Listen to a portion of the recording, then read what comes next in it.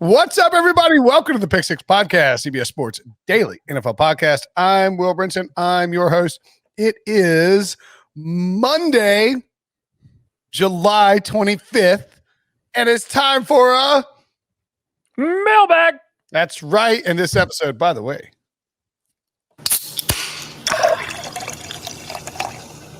presented by Bud Light, as you can see by the giant sign in my background, the giant cooler, which you can we'll tell you how you can win one of those coolers that you can see. If you're watching on youtube.com/pick6, you can win one of those coolers. We'll tell you how later in the show, so pay attention.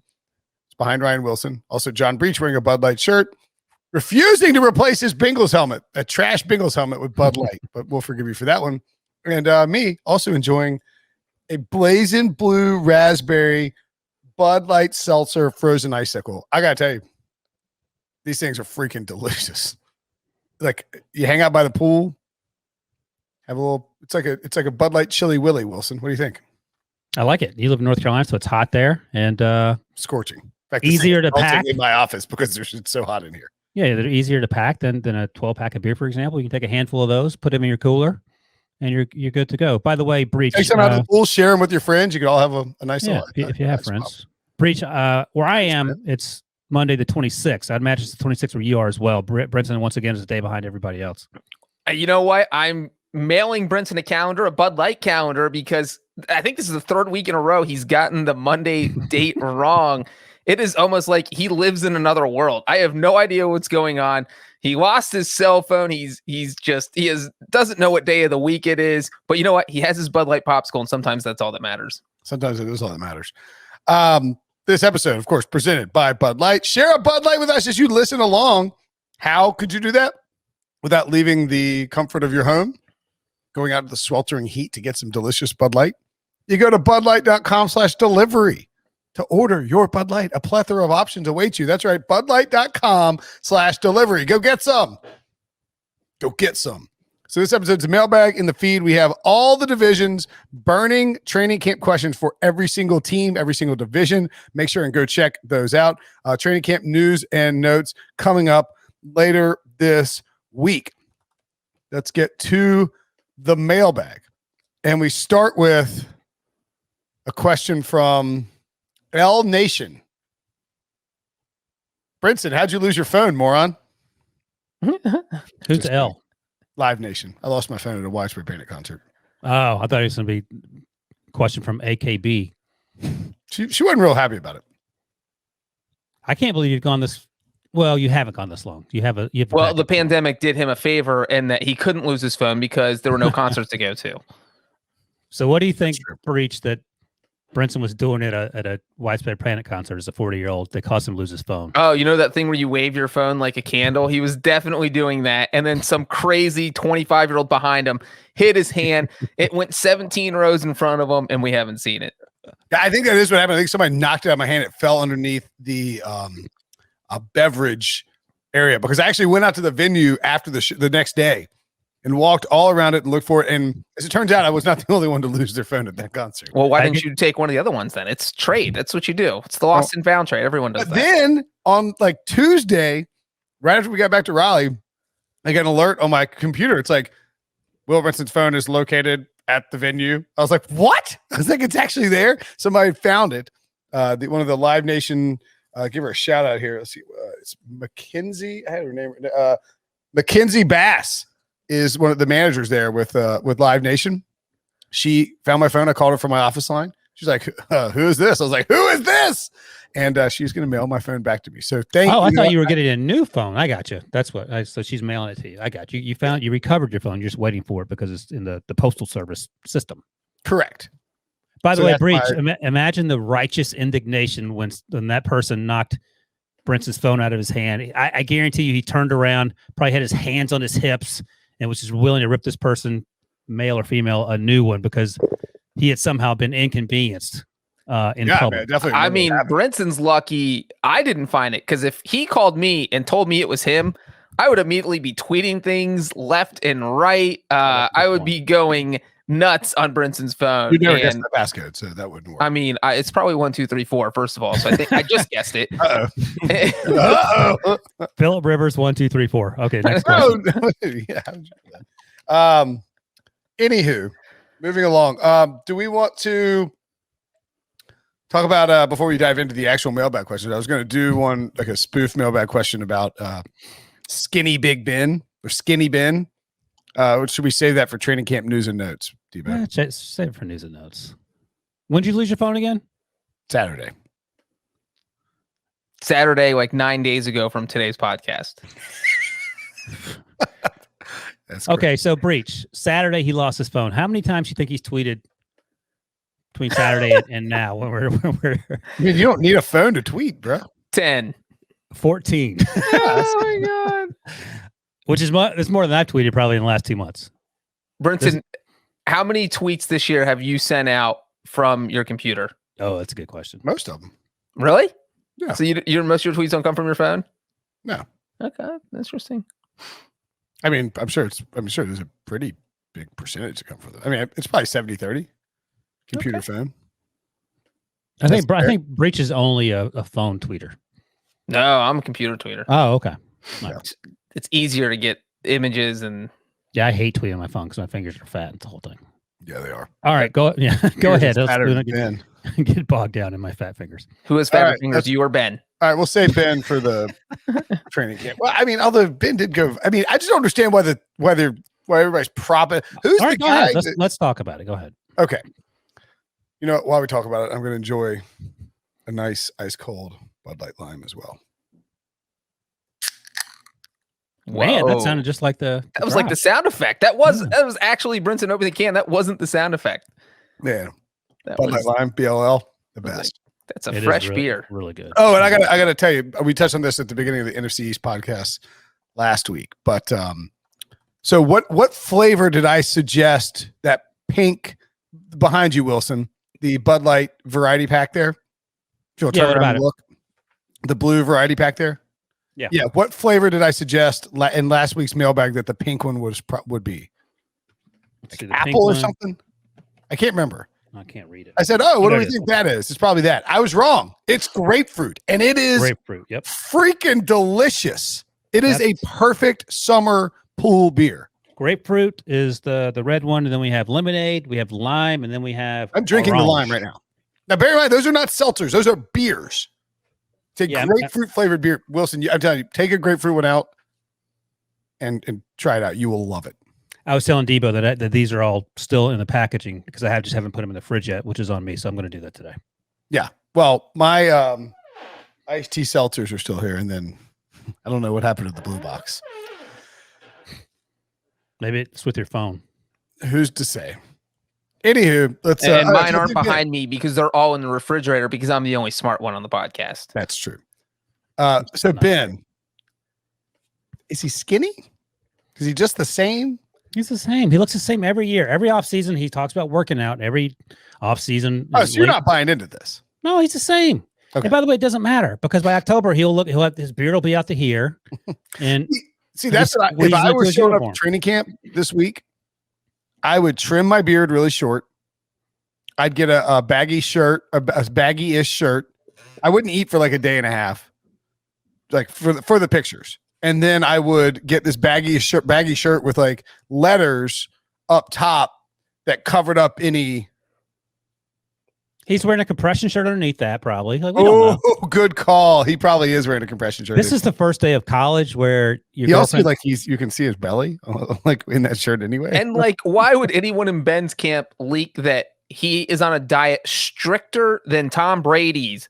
Those were the words, last week. Who's this guy that 2 weeks ago? But like, everyone's going to see him in 10 days. You knew as soon as he showed up at training camp, people are going to look at him and say, there's a 0% chance that guy's on the TB12 diet. He's not even on like the TB90 diet, which is where you can eat 90 tacos in one sitting. I don't know what Ben is on, but it's something crazy.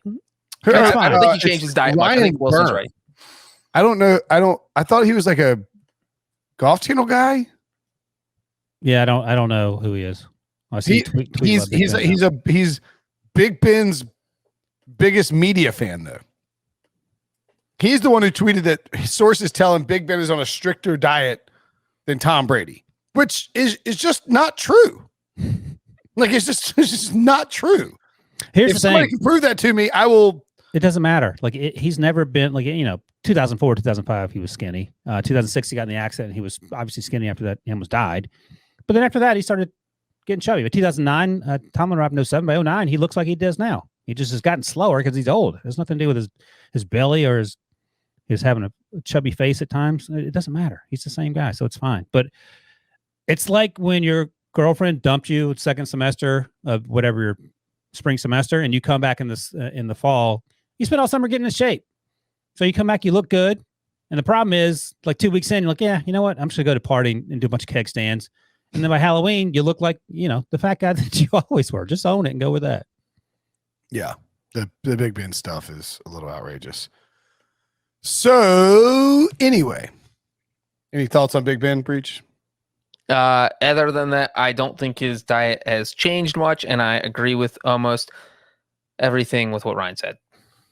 Okay. Let's get moving on the rest of the mailbag then. That would be a little more controversial. I thought Wilson was going to stand up for Big Ben. I am standing up for him. What's that? I am standing up for him. He's Wilson. You have to stand for something, or you're you said he's just as fat as he's ever been. I didn't say that. I just said he looks the same. Like he lost about 10 pounds, but that's nothing major. When you it's weigh not going to help him a 260. lot. He's still not going to be Lamar Jackson out there on the field. So it's just not that big of a deal. Here's the thing: like Breech is 4'8" and weighs 97 pounds. If he lost 10 pounds, that'd be a big difference than Big Ben going from 260 to 250. Yeah, Big Ben. They're trying to say Big Ben lost 35 pounds. Like, no, he didn't. But even Schefter tweeted about it. So even he's part of the trying to get Big Ben's camp. They're pushing this narrative. They're pushing the narrative. Maybe Pushing the hard. plan is to trade Big Ben to Cincinnati for Joe Burrow. Like that, I could get behind. They're trying to convince Cincinnati they need to make that And trade. then Ben will eat the Cincinnati chili that the Mets announcer hates and gained all his weight back. That was amazing. Gary Cohen absolutely murdered It was Cincinnati. not He's not amazing. wrong. It's terrible. Was that recent? His That rant? was like 2 days ago. They were playing okay. the Reds. That's He's like, ridiculous. why It would is anybody wrong. eat this? Look at this. Oh, you're dumping onions? Oh, good. A huge pile of cheese. Great. That's what this needs on top of this chili meat sauce covered, like spaghetti covered in chili meat sauce and onions. Oh, a big pile of cheese. Great. Who would eat this? Yeah, he's knocking a 5-way because he's never had a 5-way. Boom. What? That's what they're called. That's what he was describing. Oh, gotcha. Right. All right. This is from a time for the Mailbag. from Johnny. I don't know what happened for the last 12 minutes. This is from Johnny W12 from Great Britain via Apple Podcasts. By the way, if you want to leave us a podcast question, you may do so with a 5-star review on Apple Podcasts. Even if you don't want to leave us a question, we appreciate any and all reviews. They help us. Plus, hit subscribe and the like button on the YouTube channel as well. Johnny W12 says, listen daily, great podcast, perfect balance between banner football and gambling info. For the mailbag, one major issue I can't get over is the sloppy maths. Oh, I love Listen it when. So where's he from? Because he said maths plural, which I love. Great Britain. Oh, nice. I love it. Sloppy maths. Love it. Makes sense. Okay, go ahead, Wilson is at 5% Aaron Rodgers plays for the Packers and 3% he plays for the Broncos. Please provide a full breakdown of where the hell this man is playing that adds up. P.S. I'm hammering the Bucks over 11.5 wins at even money. Johnny from London. No, these are fair question, Johnny. These are discrete events. So And we should point out here that the guy who's saying there's an 8% chance that Aaron Rodgers plays for the 8% combined that he plays for the Packers and the Broncos actually has a master's in something math related from Carnegie Mellon. Here's the thing. These are discrete events. I'm considering them separately, which I didn't make clear. So 5% he plays for the Packers. In a different world, there's a 3% chance he plays for the Broncos, but that's right. So when you said those numbers, it was an alternate timeline situation? I honestly didn't think it through, but now that he's calling me out, I got to try to save face. But Mellon education for face. All right. All right. Well, so in your What's the alternate master's in? timeline, in your timeline where there's only a 5% chance he plays for the Packers, where's the other 95% go? Didn't Los you Angeles. do budgets for like the government? Yeah, I work for the White House budget office for a time. It all makes sense now. It all adds up. Well, here, That's why we're $1 trillion in debt. And Because I'll- Wilson had a job in the White House budget office. You're not wrong about that. And number two, and full disclosure, and I said this all the time, I wasn't great at my job. So my only end at my job was to be extremely nice to people. And that's a lesson for everybody. If you suck at your job, don't be a jerk. Just be nice to people. And they like me. Now, if something serious had to take place, guess who they didn't call first? Like if there's an emergency, all right, Ryan, you stay there. Everyone else come do this. Yeah, so 5%. Wilson, what's the chance you can balance this budget? 5%, 3%, who's to say? I got to go to lunch. Yeah, so 5% Green Bay, 95% he's in the city of Los Angeles with his soon-to-be wife. Those are the two alternatives. And the other, 5% chance he plays. Yeah. And then a 2% chance that he gets traded. I said, yeah. So, right. So let's let's continue to correct me so I can get this right. So 5%. You feel 95% sure he is not playing football in 2021. Let's say 92. I'll give the other 3% to Denver. So 5% Green Bay, 2%. Okay. 2%, 3% Green Bay, and then 92% in Los Angeles becoming a producer or an actor or whatever it is he wants to do. Well, what's interesting is that that is a fair shout out by Johnny. So thank you for calling. That's a good call. I'm glad he called you out because the math was nonsense. We all knew it. We didn't want to call you out, so we let Johnny from London do it. Thank you. My favorite thing is Johnny from London. But Shailene Woodley, who is Aaron Rodgers' fiance, she has not tweeted about football. She sends out like 2 tweets a year, and she retweeted something that Stephen A. Smith said about the whole Aaron Rodgers situation. So this is like her now injecting herself into the situation because, she doesn't talk about football. And basically, Stephen A. was talking about how just Aaron Rodgers feels completely disrespected. The team has treated him like trash and he wants out, and then money's not going to change that. And so it's just interesting to see that she retweeted that because there's literally no football. She's only tweeted like 600 times. Anyway, long story short, it makes me feel like, Ryan, maybe your 92% isn't that crazy. We got Shailene here now saying there's no way the Packers thing's going to happen. So either Green Bay is going to trade him or he is going to sit out. She doesn't tweet much. No. That's what he's saying, in fact, oh my goodness. Here are her most recent tweets. She has tweeted less than Brinson has without a phone over the last 2 weeks. She's tweeted less in I'm going to run through her 1, 2, 3, 4, 5 most recent tweets. 4 of which are retweets, which not really a tweet. The Stephen A. Smith, I don't really get what all these folks out here saying. Continue to act like they don't get what Aaron Rodgers is trying to say. It's simple. She retweeted on July 20th. Prior to that, June 30th, she tweeted something about doing a live stream. Said, doing this right now. Come join us. Before that, on April 7th, she retweeted Mark Ruffalo. Nice. Ruffalo? Mark Ruffalo. Ruffalo. In something political. Then before that, she retweeted Cody Two Bears. Ruffalo's a big anti-fracking guy. Okay, gotcha. Cody Two Bears did something about North Dakota's $200 billion bailout. And prior to that, she retweeted Cody Two Bears on November 7th, 2020. Well, I was going to say, Brinson, to simplify it, she has only retweeted 3 things this entire year. And one of them is this Stephen A. Smith calling out the Packers. So what do you guys think about the theory that I think Florio floated on a radio spot last week, that the 26th today is the shareholders meeting for the Packers, and that Aaron Rodgers is just waiting for Mark Murphy, the president, to have to get yelled at by all Packers fans. And then he'll show up. He'll come moonwalking into the building on the 27th. I still think he's playing chicken with this Jordan Love thing. And I think the Packers are too. I think if he's playing chicken, he's driving a Mack truck and the Packers are on a bicycle. That's what it feels like because he has all the leverage. Some people think the Packers have all the leverage. Why? He feels like someone who doesn't have to play football anymore. He's not Deshaun Watson that he's 25 years old. He's 37 or 38. The thing is, like, they both have all the leverage, which doesn't even seem possible because only one person can have all the This is Ryan math working here. They both have 100% of the leverage. And that is because Aaron Rodgers can just say, screw it, I don't want to play for you guys, and leave the Packers shorthanded. The Packers are like, all right, if you sit out, we save a bunch of money.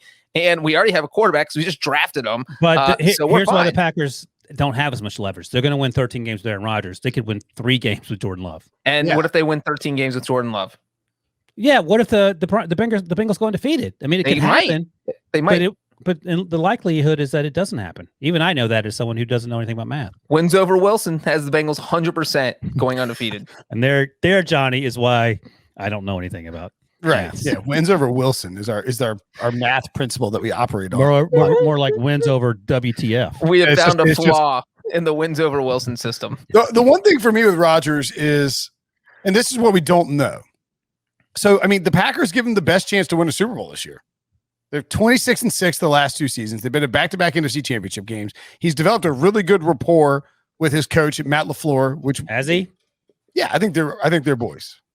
Okay. Outside of the field goal at the end of the, they're probably. I mean, that's a big one. And then he laughed about it on Jeopardy when a contestant made fun of it. And I think we're every step of the way with this LaFleur thing, people have been trying to inject drama into that relationship, and I feel like it's better off than people are giving me credit for. I think he's mad at Mark Murphy. I feel like it was until the field goal thing. Okay, maybe he's still mad about it. Maybe he's just sick of the whole thing.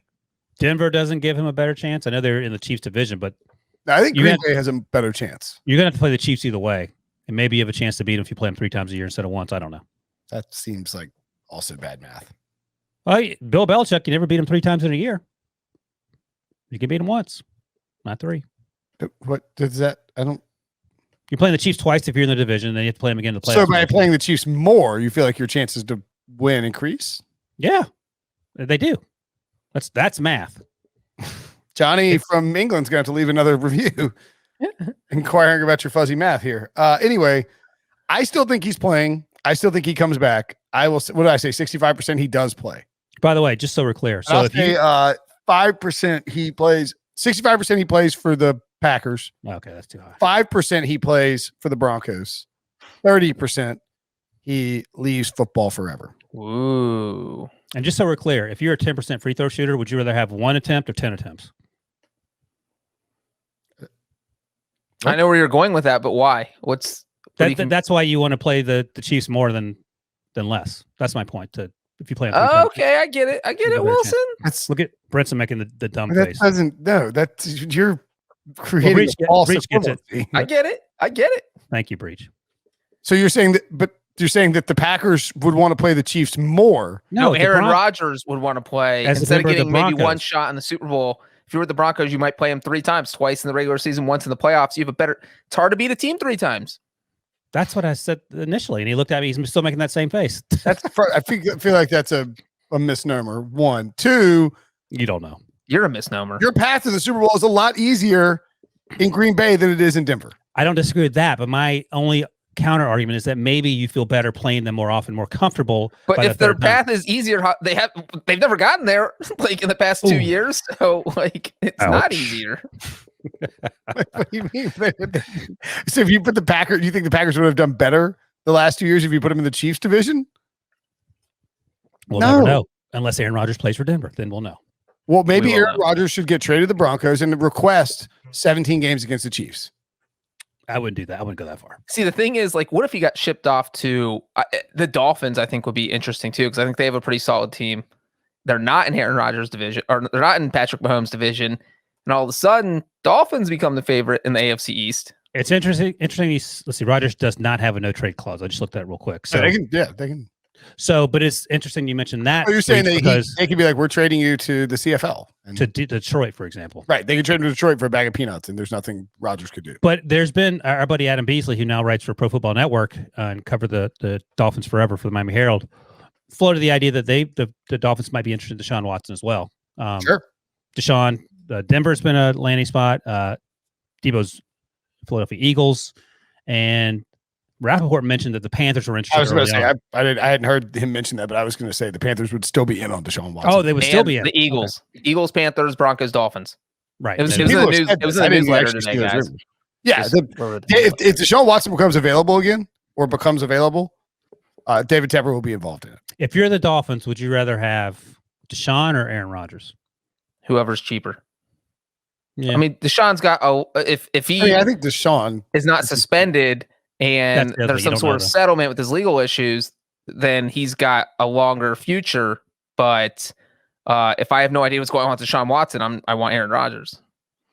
All right. I would ask Debo, but he's on another call quickly, and that's probably why we've been lingering on this one topic for 25 minutes.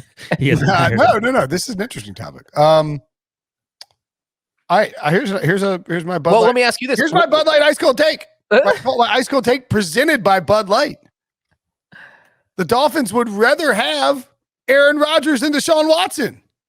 Even though Deshaun Watson is still not even in his athletic prime yet, Aaron Rodgers gives you a chance to win a Super Bowl right now. And if he gets traded and he goes somewhere like Miami, he is going to bring the vengeance of 1,000 flaming suns and tear down everything around him and look for nothing but Green Bay. You thought he was petty about the Jordan Love thing? What if the Packers ditch him and send him somewhere else? He will go ham for the entire season and point in the direction of Green Bay and Jordan Love floundering around in last place in the division as he does it, which is why the Packers won't trade him. That's my Ice Cold Take presented by Bud Light. Yeah, actually, that's one of the more reasonable Ice Cold Takes. I don't disagree with that. Well, let me ask you guys this. And this is kind of, Wilson, what you were alluding to with the Packers. He doesn't have a no trade clause, so the Packers could technically send him anywhere. What's the worst they could do to him?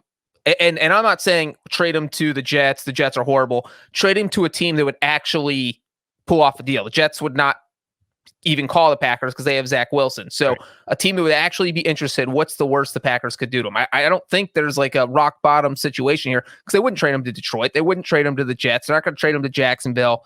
What about Houston? Deshaun for Aaron Rodgers. Okay, Houston might be that's the answer. I think Houston is a dog doo-doo of a situation. That would be an insane trade. So I think you can rule out the entire NFC West. Don't you have to rule out the entire NFC North? You can't trade him. Even Detroit. I think NFC is probably off the table. Ooh, what about the rock bottom? I feel like the Eagles. Oh, that's where I was going to go, but Debo's not on anymore. I do think Debo's listening now. But with the Eagles, I feel like the Eagles are the worst team that would be interested in Rodgers. Disrespectful.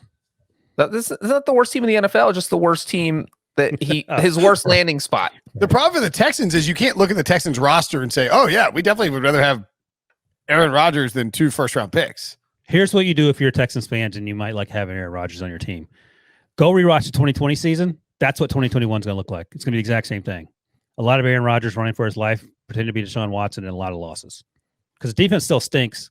Who's going to catch all the passes? What about the Raiders? Ooh, yeah, I think they were. I would say Raiders, Eagles, and if you are Aaron Rodgers, would you rather play for the Raiders or the Broncos? I think the Broncos, but Broncos defense is a lot better. Also, but Gruden and Aaron Rodgers could be really good. I was going to say the opposite. I feel like 2 strong-willed people in the 2 most important positions probably would be oil and water. Because Falcons wouldn't trade for him, but Panthers might be bottom of the barrel too. Why? Well, the Falcons don't have any salary cap. They don't have they have a new coach and new head GM, so maybe they would be more cautious about that. But in a perfect world, I think that the Falcons would absolutely consider it. Okay. Summer is here. That means only one thing. It's time to stock the coolers and start counting down the days until we can enjoy an ice cold Bud Light in an NFL stadium again. By our count, only 44 days are left until we can hear a beer vendor yelling, Bud Light! Hey, get your ice. I'm not doing a very good beer vendor today. Get your ice cold Bud Light, right, Channel? Bud Light! There you go. That sounded like a London palace guard yelling about Bud Light. They drink Bud Light in London. Of course they do, because it's delicious. To help you take summer by the coolers and get ready to tailgate, Bud Light's giving away coolers every day, all summer long. That's right. You can win, be eligible, get a chance to get a free cooler. And all you have to do is go to BudLightLegends.com, throw away that dusty ice box you have in the back of your garage, and tailgate in style this fall. And all you have to do for that chance to win is go to BudLightLegends.com and sign up. You will be entered for one of these coolers. You can see it over Ryan Wilson's right shoulder. It is an awesome cooler. It is a big cooler. It holds a ton of Bud Light to share with your friends. It is bear proof. It's bear proof.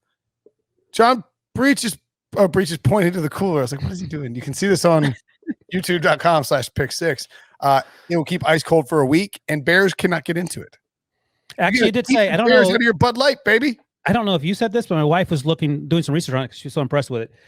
You can put ice in here, put your Bud Light beverages in here. 9 days, it will keep it cold. That's what I'm saying. 9. Just like, what's her face from Ferris Bueller? 9? 9 times. 9.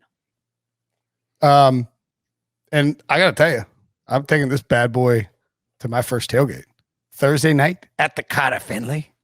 Oh yeah, that's how close it is. It's ACC. As we're recording this, it's not happening when you're listening to it on Monday, but as we're recording this, ACC Media Days is underway.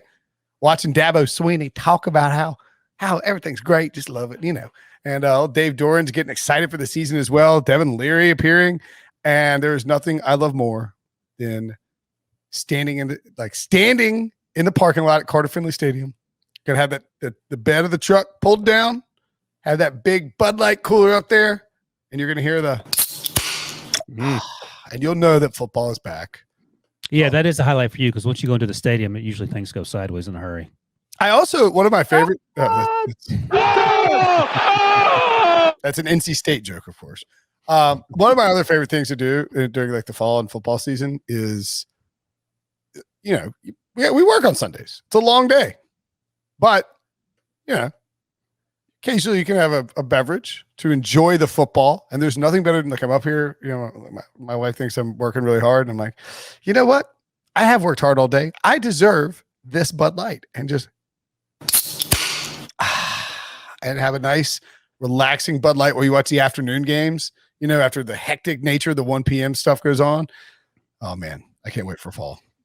I tell you, for me, one of the things is when we podcast at midnight, you have a little Bud Light there to sort of get you through the next hour and a half. We did 90 minutes from like 12 to 1:30 a.m.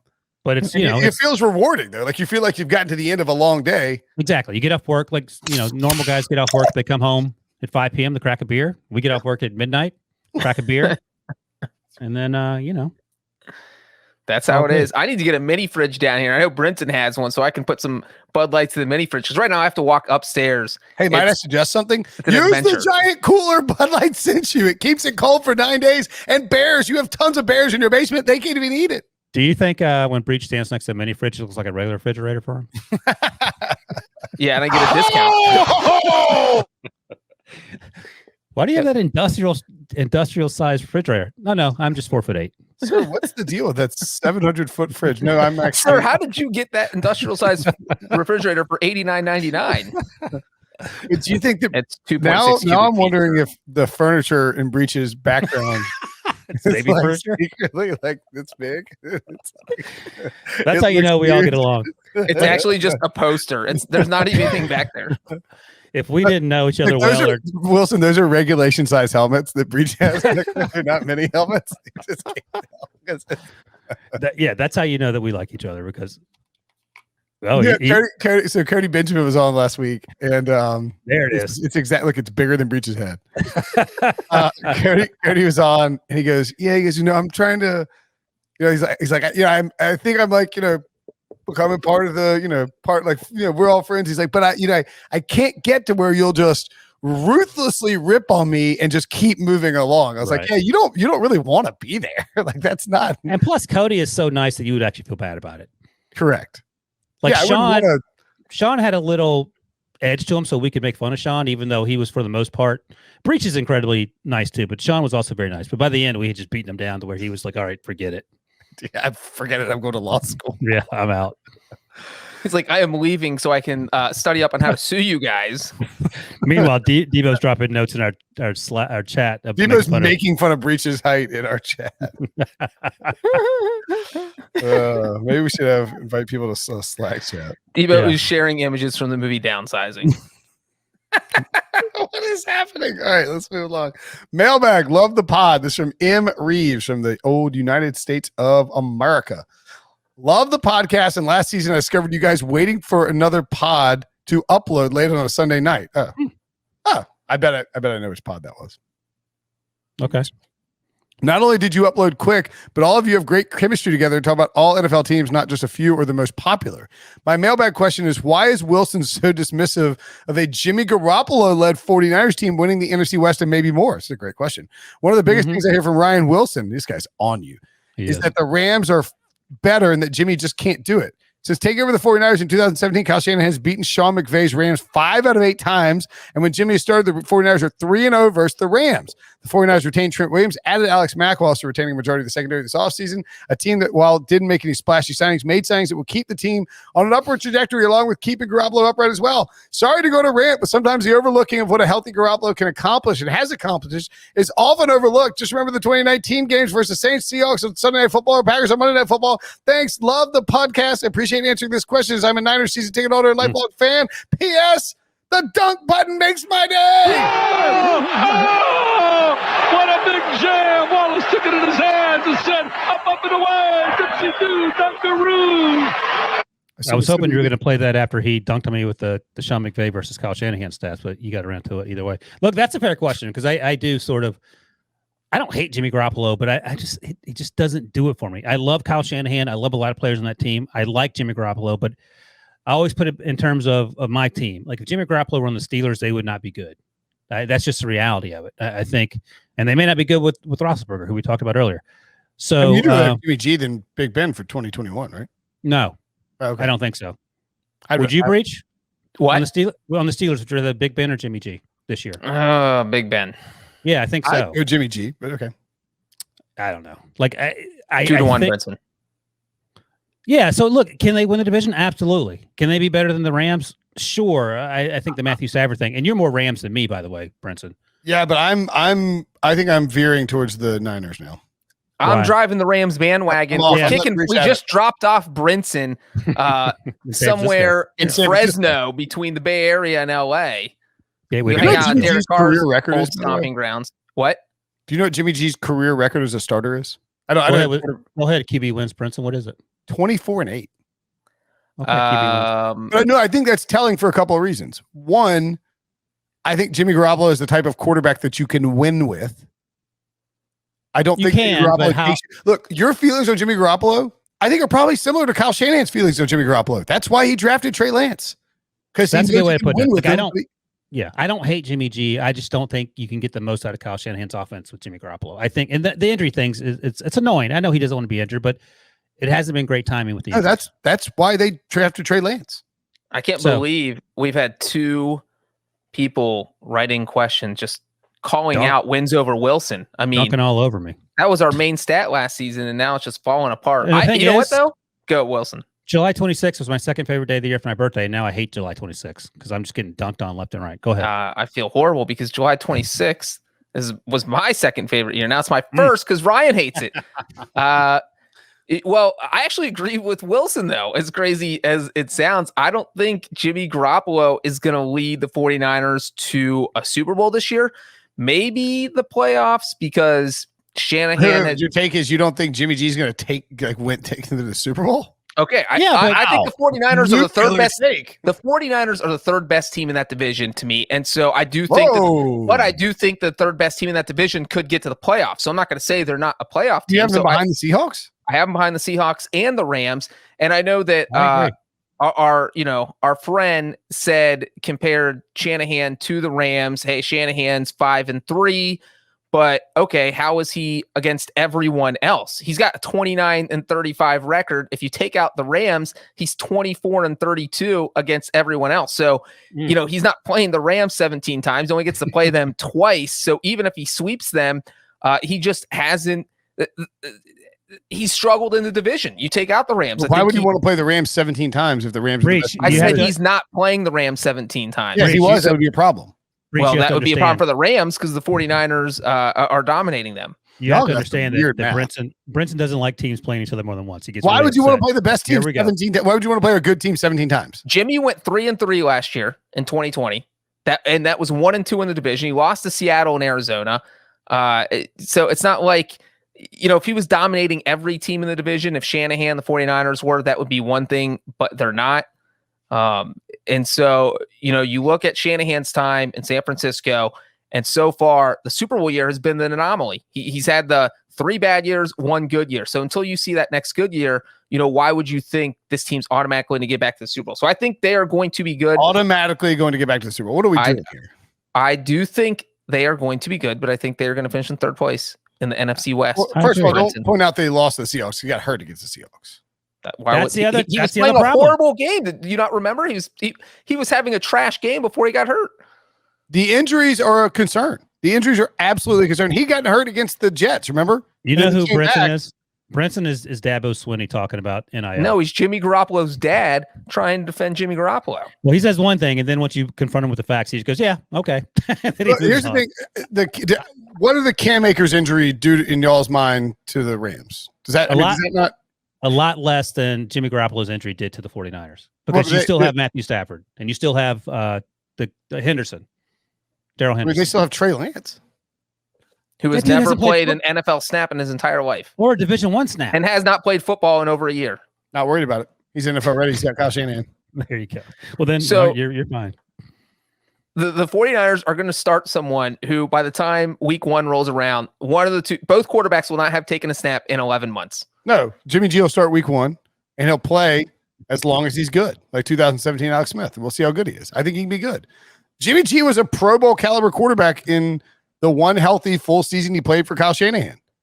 They went 13-3. He completed almost 69% of his passes, 3,978 yards, 27 passing touchdowns, 13 interceptions. So again, Breech and I don't hate Jimmy Garoppolo. We're just not sure he's the He's guy okay. that you actually agree with. That Led gets you, the NFL in fourth quarter comebacks and had 4 game-winning drives that year.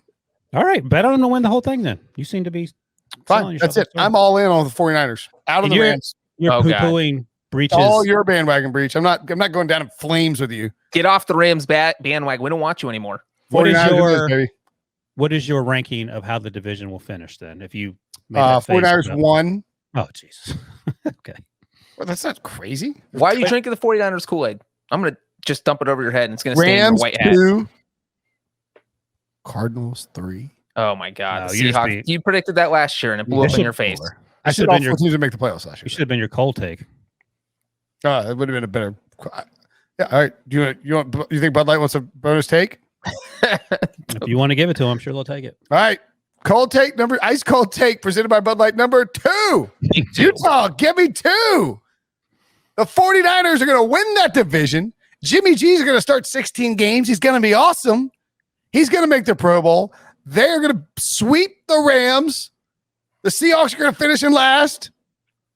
And the 49ers are going to take home the Lombardi trophy after Trey Lance. Oh, actually, you know what? Jimmy G's going to get hurt in week 10.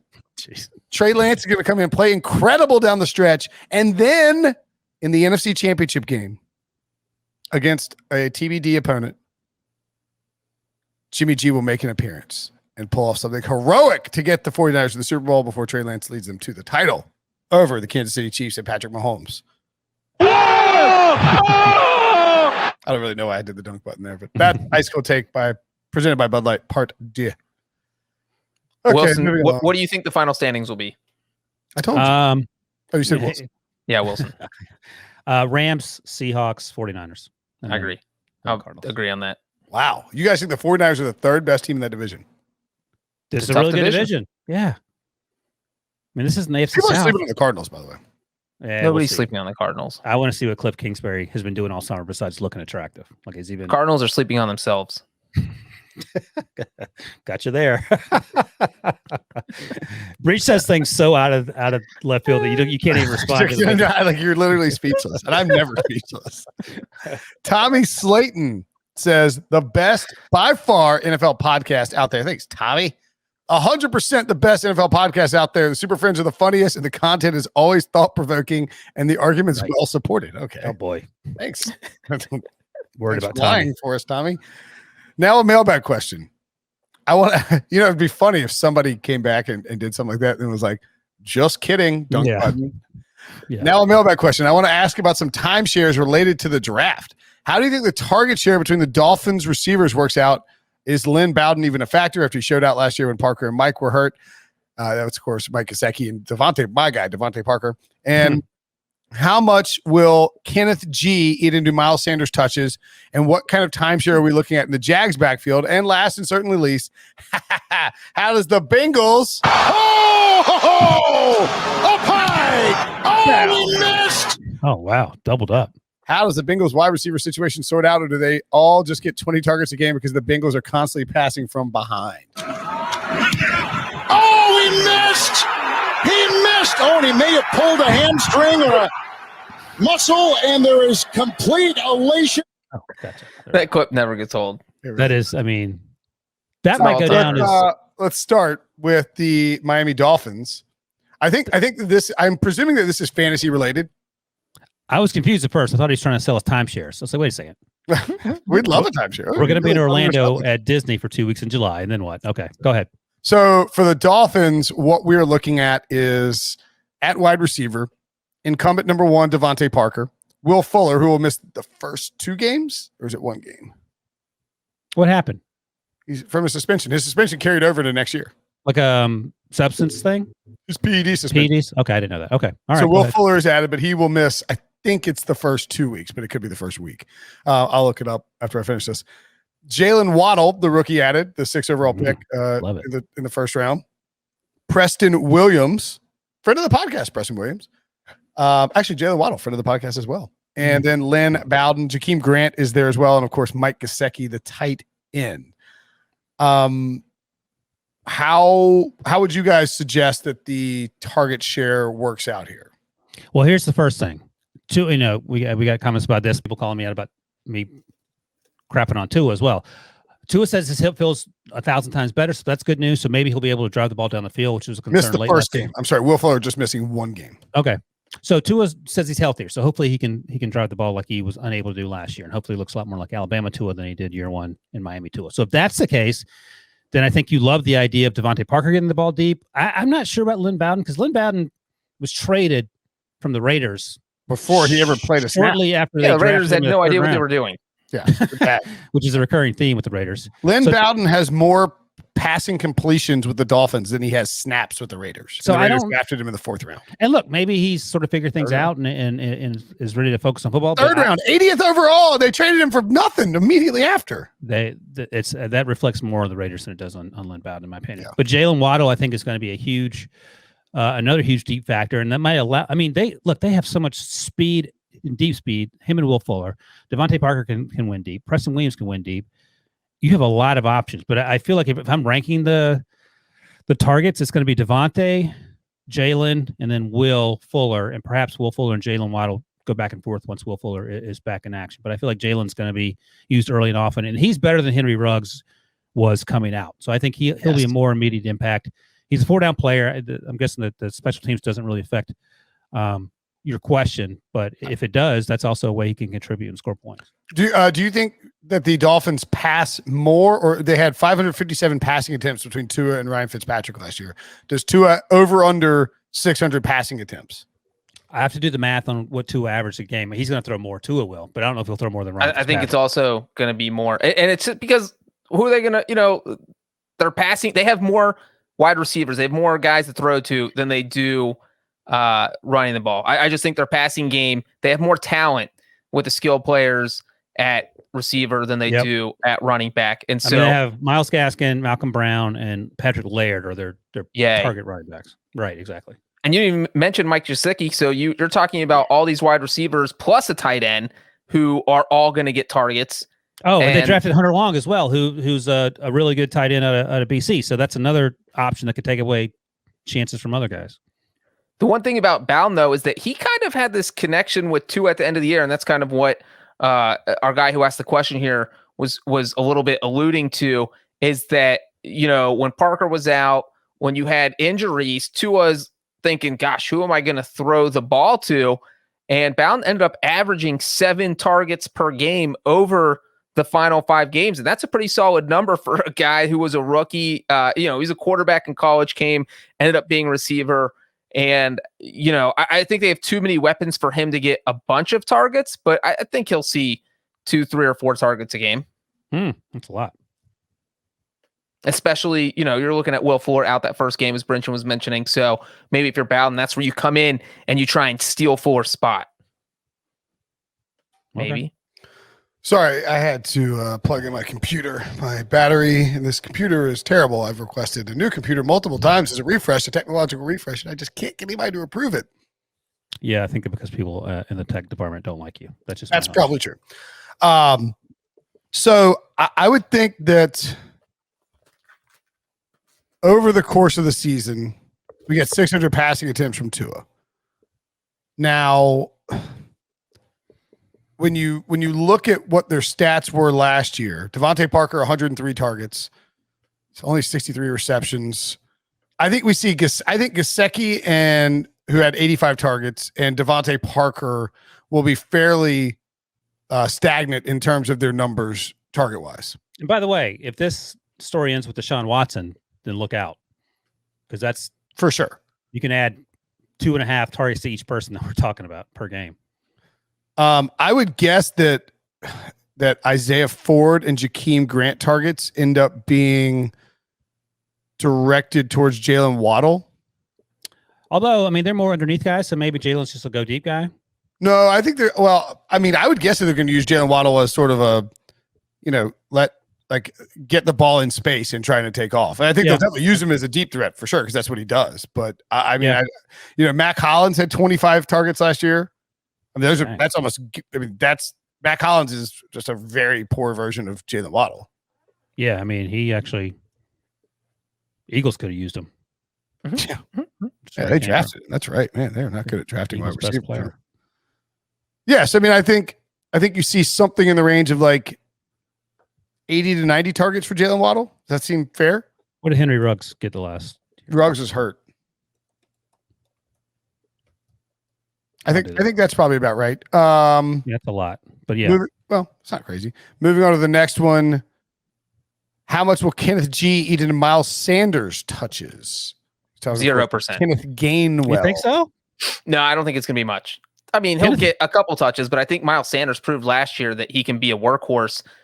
And, the Eagles kept trying to do this running back by committee, but I think they were at their best when Miles Sanders was in there. So I think they'll try and play Miles Sanders more. I mean, he's not going to take every single snap at running back because no one does that anymore.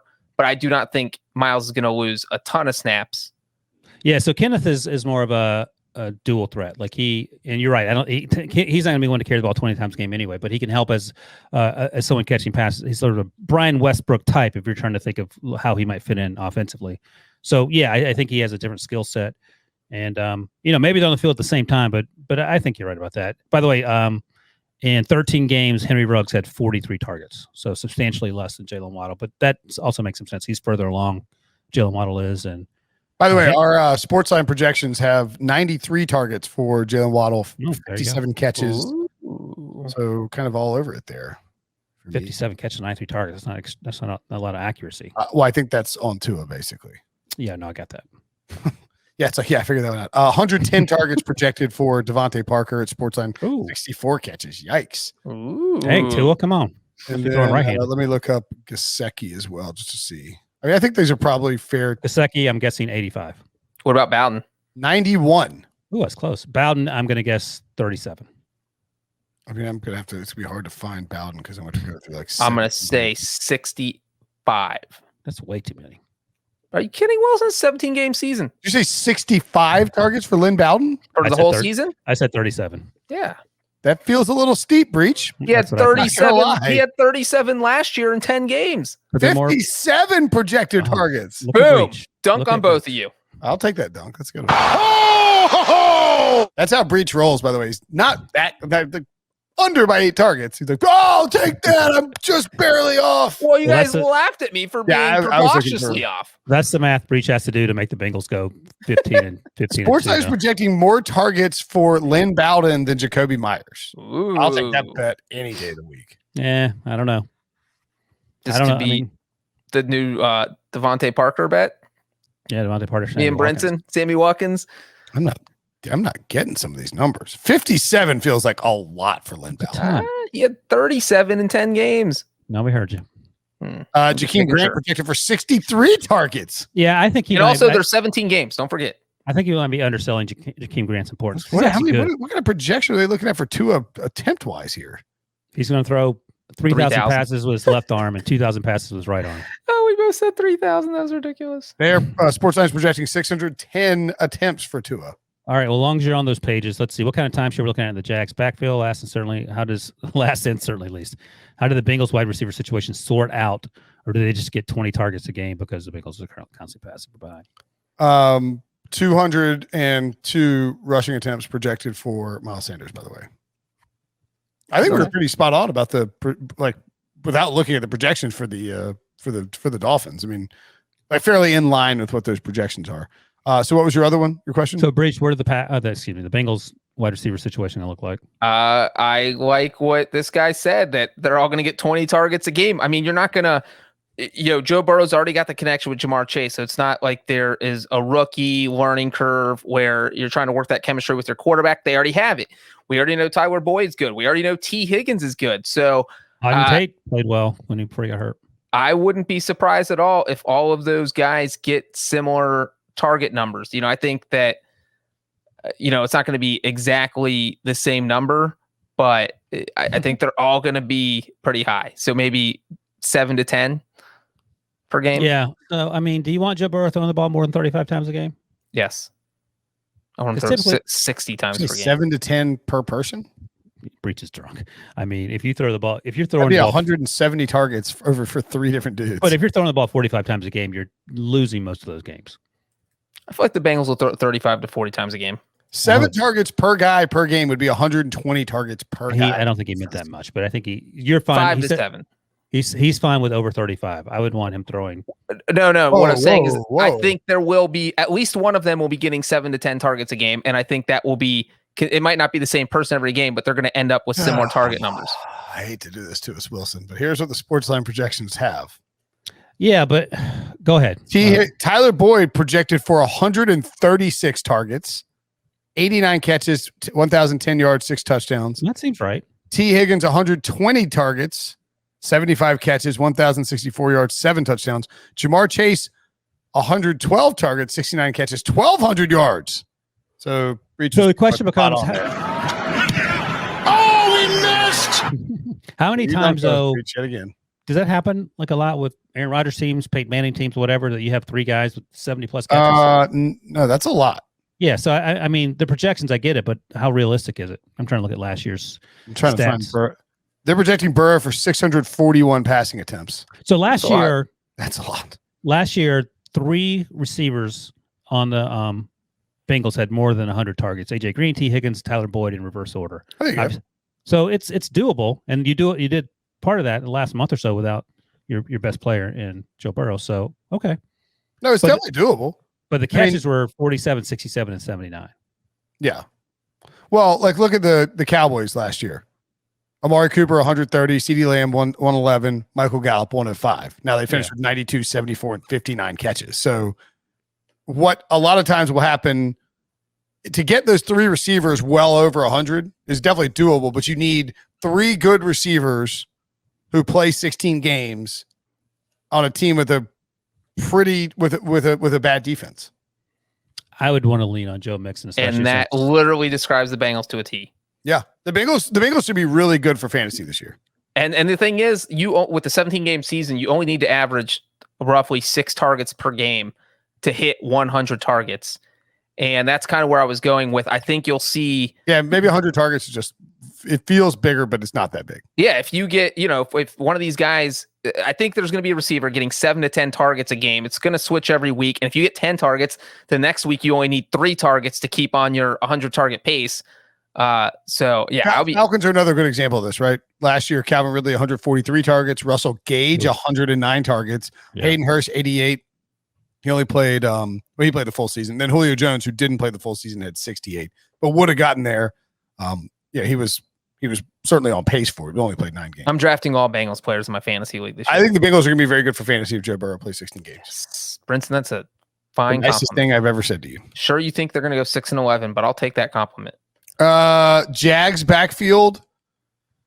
Oh man, that one's a little weird because everything. I mean, do we think that Urban Meyer is a determined liar who said this stuff about drafted Travis Etienne in the first round, said all this stuff about making him run wide receiver routes, actually made him run wide receiver routes in minicamp.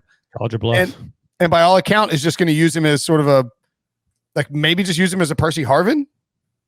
That would be idiotic. I would hope that they would do more than that.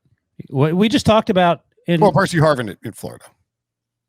Yeah, I get that. We just talked about Philadelphia being able to use more than one running back. You can do that at the NFL level. It doesn't have to be only James Robinson. That would seem to be extremely short-sighted, especially given how good Travis Etienne was and arguably the best running back coming out of college last year. To not use him in that regard. Percy Harvin in his best season, his sophomore year, which is kind of ridiculous. 83 rushing attempts, not many. 764 yards. He averaged 9.2 yards per rush for his 9.5 for his career over 3 seasons, and had 59 catches for 858 yards and a total of 10 touchdowns. Had 17 touchdowns his final year. I think that's what Urban Meyer wants to make Travis Etienne. I think it's a mistake, but I think it's going to be 50-50 in terms of the carries between him and James Robinson. What's the backup plan? Carlos Hyde? I don't know, because I feel like if you have James Robinson, he's coming off a really good season, obviously went over 1,000 yards in only 14 games. I think you're going to start the season by giving him more carries. It's not going to be even split. And then you kind of work Etienne in there and let him get comfortable. Obviously he's a rookie, so you let him get comfortable in the Jags offense. You let him get comfortable on the field. He's a running back. He's not a quarterback. There's nothing. But if he's catching passes, if he's, if they're asking him to do a lot of things, there's a lot to get comfortable with, because you got to know the entire playbook instead of, hey, I'm going to hand you the ball and you run through that hole. So, well, then it's even more idiotic. They drafted him. Then they had no one's arguing that it wasn't. I'm just saying that this, if I'm Urban Meyer, this is probably my plan, is that I'm giving a few more carries to James Robinson so that Etienne can get comfortable. By the end of the season, I'll amend it. I'll say it's 55-45 in terms of the carry breakdown James Robinson has. Travis Etienne was dominant at Clemson. He was the best running back in the country. Yeah. But you're worried about him having too much on his plate. Okay. Well, Etienne was dominant. I've got an idea. Let's draft him in the first round and put him in a different position. Yeah, make Trevor Lawrence a wide receiver then. He's 6'8". I mean, he'd be awesome at that job. I will say this. Maybe touches, maybe not running back wise, but if we just go overall touches, I could see it being 50-50 early on. So Harvin averaged 7 carries per game. Etienne's going to have more touches than James Robinson. 7, if he plays 17 games, that'd be 120 carries for Travis Etienne. And Harvin averaged, they don't do targets on here. Are you looking at the projections? Get the projections. I have the projections up. Yeah, I'm doing Percy Harvin. I'm prorating Percy Harvin's college numbers to the NFL. Remember, he only played 12 games or 11 games, I guess. 5.4 times 17. So 90.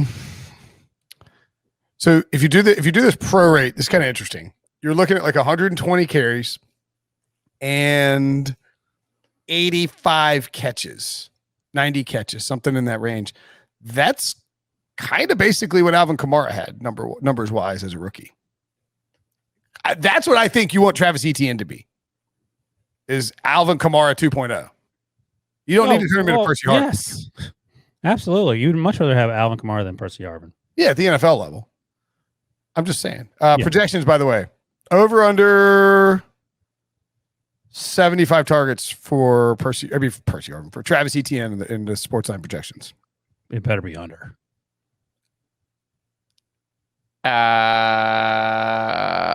Over 96. Yes, projected. Eat it, Wilson. Projecting him for 134 carries. Eat it. And James Robinson projected for 202 carries. I think that 150 carries is probably, if Urban Meyer is not lying, and I don't have any reason to believe that he's not a liar or that he wouldn't lie, either or. Maybe he's not lying. He is just misdirecting the truth. I think 150 carries is probably the ceiling for Travis Etienne if Urban is going to operate in the way that he claims he is. Well, I said 55-45 breakdown of carries between the two.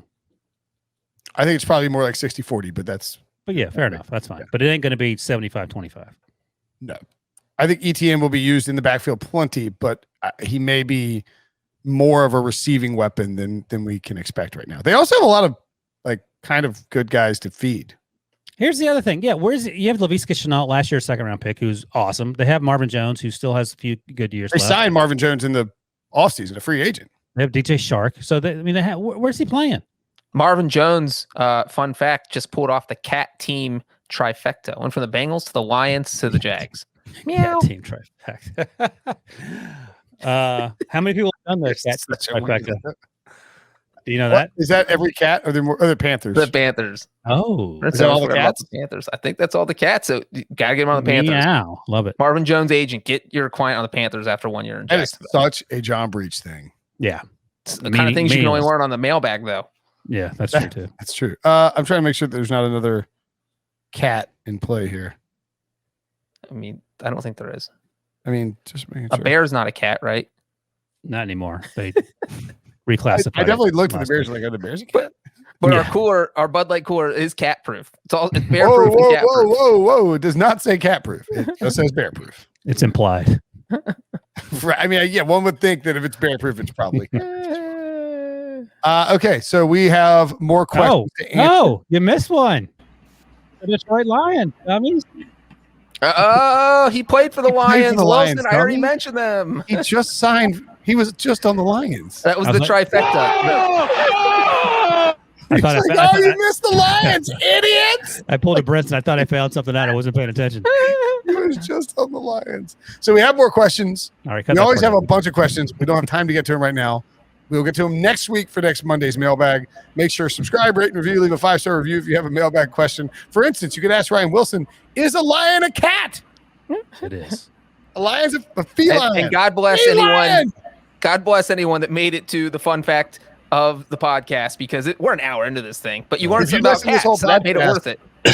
Tweet at John Breech and list all the NFL Lion teams, and we'll get you all the NFL cat teams. We'll see if we can get you some cool swag. For Breech and Wilson, I'm Brinson. We'll see you guys later.